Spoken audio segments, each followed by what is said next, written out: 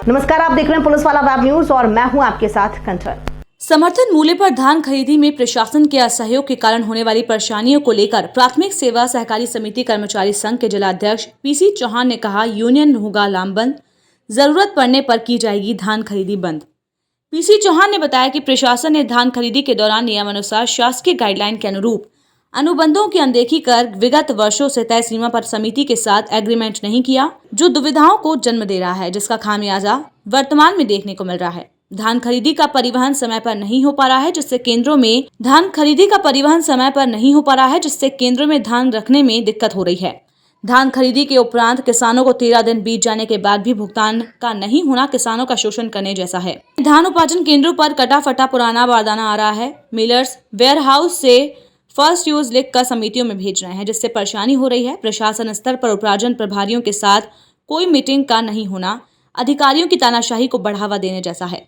ऐसी अन्य कई समस्याओं को लेकर उपार्जन केंद्रों में तमाम असुविधाजनक सहयोग से खरीदी केंद्रों में होने वाली समस्या प्रशासन 2 दिन में समाप्त नहीं करता है तो 2 दिन बाद जिले के सभी उपार्जन केंद्रों में धान खरीदी बंद कर दी जाएगी।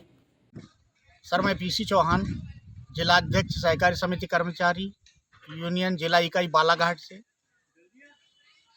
समस्या तो ढेरों है। समस्या गिनाते गिनाते तो हम परेशान हैं। विगत कई वर्षों से हम इसी बात के लिए आते हैं, फिर समस्या आती है, फिर सुलझा दी जाती है और समस्या का निदान कोई नहीं निकाल पाता है।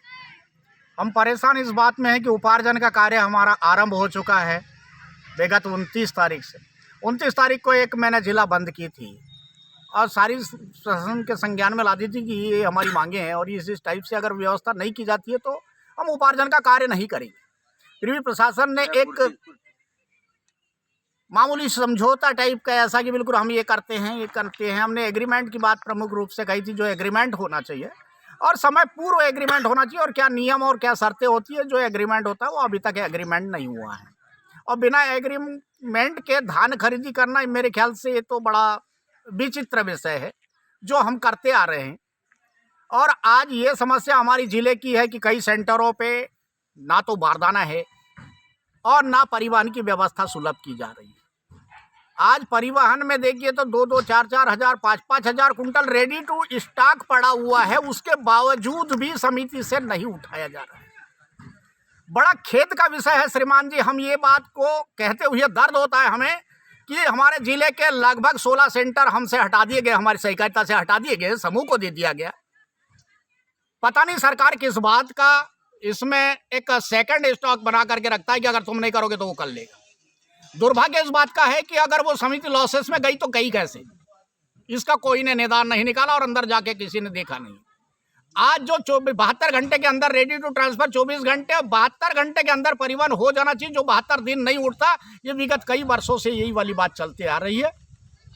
और जो हमारी समिति शॉर्टेज में आ रही है तो शॉर्टेज हो करके उसका कमीशन काट लेने के बावजूद भी एक काम की डबल सजा देना, ये बड़ी दुखद का विषय है। और आज जो हमारे समिति सेंटर हटा लिए गए, और मुझे एक बात और समझ में आ रही, मेरे संज्ञान में आ रही मेरे मित्रों के द्वारा, कि वहां पर एक सौतेला व्यवहार भी किया जा रहा है। अगर उस मिशन को कामयाब बनाने के लिए प्रशासन भी उसके ऊपर ध्यान दे करके उसका माल पहले उठवा रहा है और हमारे समितियों में अभी तक कई समितियां ऐसे जिसमें कोई ट्रक नहीं लगा है। तो बड़ा खेद का विषय है। अगर इस टाइप का चलते रहा रवैया तो मुझे मजबूरन यह कदम उठाना पड़ेगा कि सारे जिले के उपार्जन सेंटर बंद होंगे। हम इस बात का सर निवेदन करते हैं कि सुचारू रूप व्यवस्था हो जाए। एग्रीमेंट की बात कही थी, हमारे बैंक